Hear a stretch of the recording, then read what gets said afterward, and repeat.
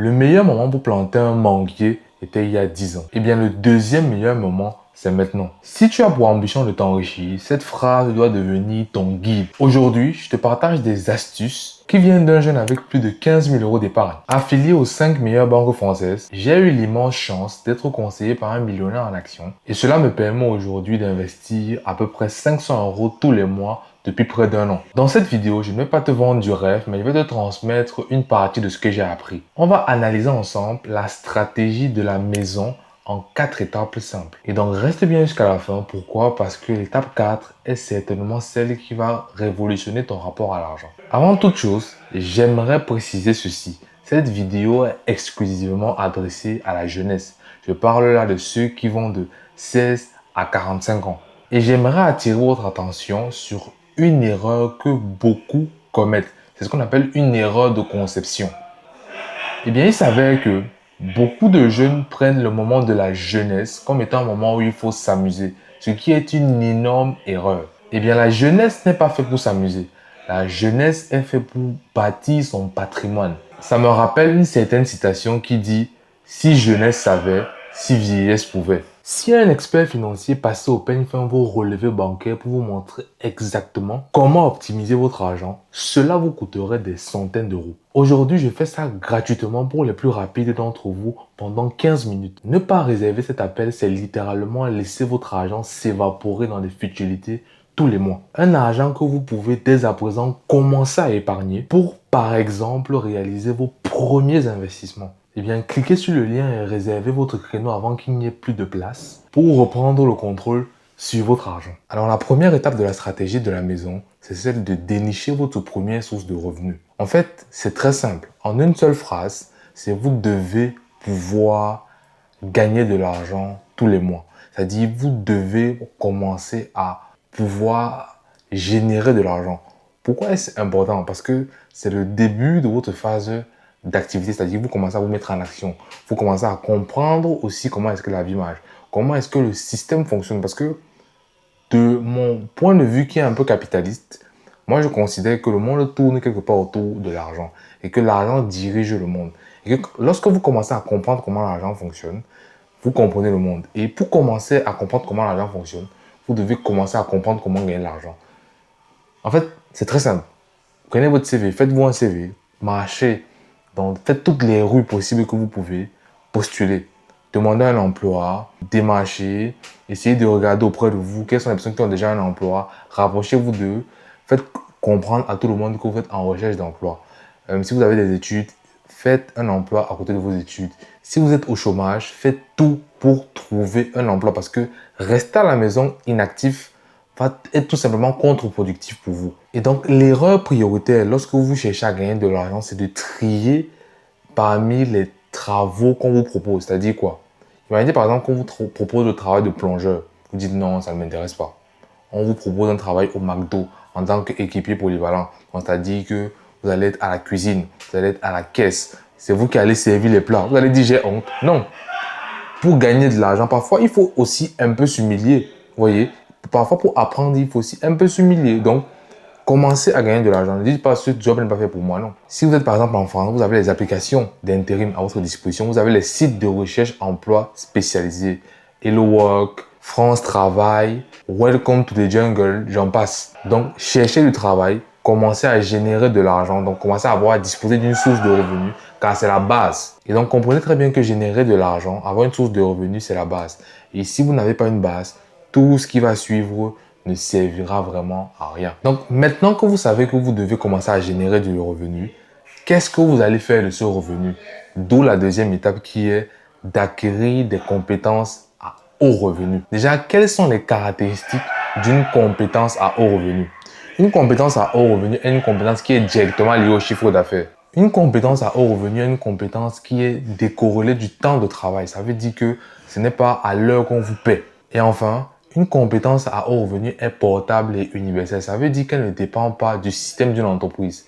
Quel que soit l'endroit où vous êtes, vous pouvez générer de l'argent grâce à cette compétence. Ça veut dire que grâce à une compétence à haut revenu, vous pouvez bien décider d'être salarié, mais aussi d'être à votre compte et toujours pouvoir générer du cash. Par exemple, un exemple de compétence à haut revenu serait la vente. Vous Pourquoi la vente? La vente est directement corrélée au chiffre d'affaires. La vente est portable et donc universelle. Ça veut dire que vous pouvez exercer la vente pour vous, mais aussi pour une entreprise. La vente est encore plus aujourd'hui décorrélée du temps passé. Aujourd'hui, surtout à un moment où vous pouvez vendre en dormant. C'est-à-dire que grâce aux produits digitaux, vous pouvez avoir une boutique qui tourne 24 heures sur 24. Donc dès aujourd'hui, commencez à vous former pour acquérir des compétences à haut revenu. Achetez des formations, inscrivez-vous dans des universités qui forment à ces sujets-là. Lorsqu'on parle de compétences à haut revenu, les gens commettent souvent deux erreurs.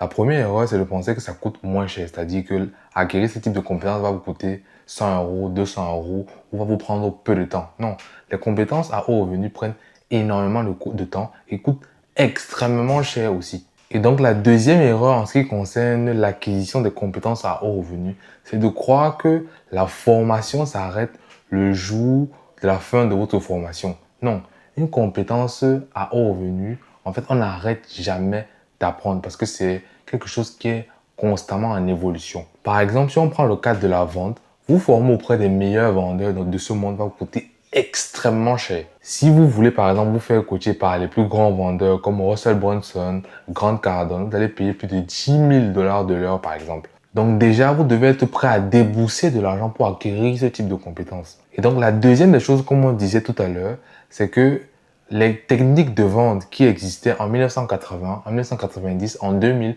ne sont plus celles qui marchent aujourd'hui. Donc vous devez vous renouveler constamment et toujours constamment vous former. Donc constamment peut-être dépenser, constamment vous auto-former en achetant des livres, des nouvelles formations, en assistant à des séminaires, en formant vous-même d'autres personnes, en apprenant de l'expérience d'autres personnes. Si un expert financier passait au peigne fin vos relevés bancaires pour vous montrer exactement comment optimiser votre argent, cela vous coûterait des centaines d'euros. Aujourd'hui, je fais ça gratuitement pour les plus rapides d'entre vous pendant 15 minutes. Ne pas réserver cet appel, c'est littéralement laisser votre argent s'évaporer dans des futilités tous les mois. Un argent que vous pouvez dès à présent commencer à épargner pour, par exemple, réaliser vos premiers investissements. Eh bien, cliquez sur le lien et réservez votre créneau avant qu'il n'y ait plus de place pour reprendre le contrôle sur votre argent. Maintenant que tu sais qu'il faut que tu acquières une compétence à haut revenu, comme par exemple la vente, qu'est-ce que tu vas faire des revenus qui découlent de cette compétence à haut revenu? D'où le pilier numéro 4 qui est que tu dois commencer dès maintenant à, après ça, épargner et investir. Alors ici, il y a deux raisons principales pour lesquelles tu dois épargner. Premièrement, tu dois épargner pour ce qu'on appelle ton épargne de sécurité, c'est-à-dire pour les coups durs.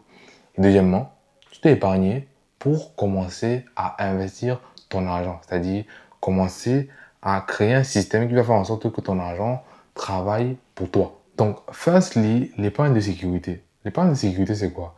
C'est une sorte de caisse dans laquelle on va aller piquer lorsqu'on rencontre premièrement des situations inattendues, comme par exemple une maladie qui nous touche comme ça dans un milieu par exemple dans lequel il n'y a pas d'assurance maladie.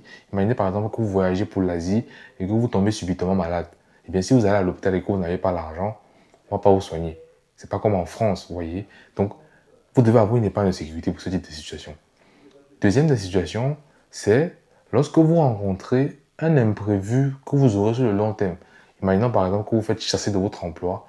Qu'est-ce que vous faites si vous n'avez pas d'épargne de sécurité?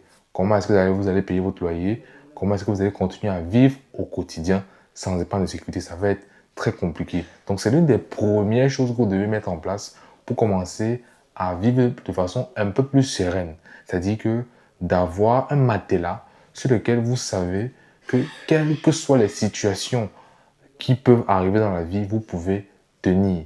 Et donc, ce qui est conseillé, c'est de mettre à peu près 3 à 9 mois de son revenu en termes d'épargne de sécurité. Vous pouvez utiliser un compte bloqué en banque pour votre épargne de sécurité, par exemple. Maintenant que vous avez bâti votre épargne de sécurité, que vous êtes serein, que vous êtes sûr de vous, vous devez commencer à investir votre argent. Et lorsque vous êtes jeune, la meilleure façon d'investir son argent, pour moi, c'est de l'investir en bourse. Pourquoi la bourse? La jeunesse est caractérisée par quelque chose de particulier, c'est qu'elle est plus présente sur le digital. Et la bourse est quelque chose de très digital, ou en tout cas, elle est très digitalisée aujourd'hui. Donc, ce que moi je considérais à un homme, à un jeune de faire, c'est de commencer à placer tous les mois une petite part de son salaire, de son revenu, ça peut être 10%, 5%. Par exemple, si vous gagnez 1000 euros tous les mois, vous pouvez mettre 100 euros sur DCA, par exemple sur un ETF qu'on appelle par exemple le MSCI World. C'est l'ensemble des 500 plus grandes entreprises dans le monde dans lesquelles vous allez investir votre argent. Et aujourd'hui, à la différence d'avant, c'est que vous pouvez le faire de façon automatique. C'est-à-dire que tous les mois, vous aurez un prélèvement à la source sur votre compte qui va vous permettre d'investir directement et à des frais très faibles. Je ne vais pas ici citer des applications qui vous permettent d'accéder à ce type d'investissement, mais si vous faites vos propres recherches, que vous essayez d'aller un peu plus en profondeur, vous pouvez le faire en quelques clics. Maintenant que vous avez créé votre socle vers la richesse et que vous avez votre matelas financier qui vous permet de ne pas vous retourner lorsque vous commettez la petite erreur financière, vous devez maintenant passer à un autre cap, à un autre niveau. D'où le pilier numéro 4 de la maison qui est l'acquisition d'actifs. Déjà, qu'est-ce qu'un actif? Vous savez, on oppose souvent deux termes, le passif et l'actif. Le passif, c'est cette chose-là qui retire l'argent de votre poche. Et l'actif, c'est quelque chose-là qui rajoute de l'argent dans votre poche. C'est aussi simple que cela. On peut parler de sortir de l'argent de votre patrimoine ou racheter de l'argent à votre patrimoine. Donc ici, je vais vous présenter très rapidement 4 grandes classes d'actifs. La première classe d'actifs que je vais vous présenter ici, c'est la pierre, qu'on appelle encore l'immobilier. C'est tout simplement ce que vous voyez autour de moi. C'est-à-dire une chambre à louer, un appartement à louer, un studio à louer que vous allez mettre en location. Donc, c'est vous le propriétaire.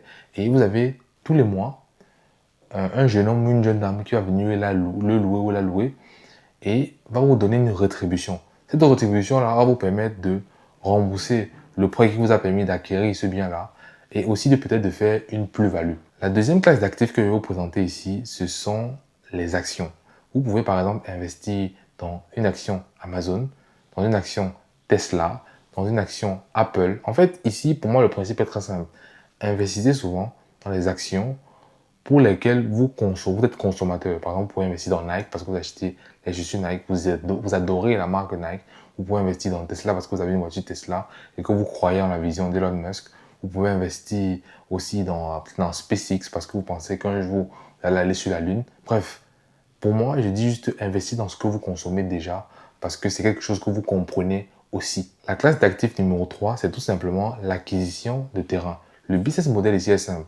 Vous achetez des terrains, vous allez acheter à un coût un peu plus faible et après une longue période, c'est-à-dire pendant que le temps va passer, ce terrain va prendre de la valeur et à un moment donné, vous allez le revendre et faire une plus-value. C'est tout aussi simple que cela. Et la classe d'actifs numéro 4, et donc la dernière classe d'actifs que je vais vous présenter, c'est celle de soit démarrer un business de zéro, comme par exemple cette chaîne YouTube que vous êtes en train de regarder, ou par exemple de racheter un business. Vous pouvez par exemple racheter une boulangerie, vous pouvez par exemple racheter une épicerie, vous pouvez par exemple racheter un supermarché carrément. Bref, le but ici est soit de construire une source de revenus en partant de zéro, ou tout simplement d'acheter, d'acquérir une source de revenus, c'est-à-dire une entreprise qui réussit déjà à en générer. C'est par exemple un domaine dans lequel excellent de très grandes multinationales comme Meta. Meta par exemple a racheté WhatsApp, Meta a par exemple racheté Instagram. Et donc l'entreprise Meta continuera avec le temps à racheter d'autres entreprises tant que cela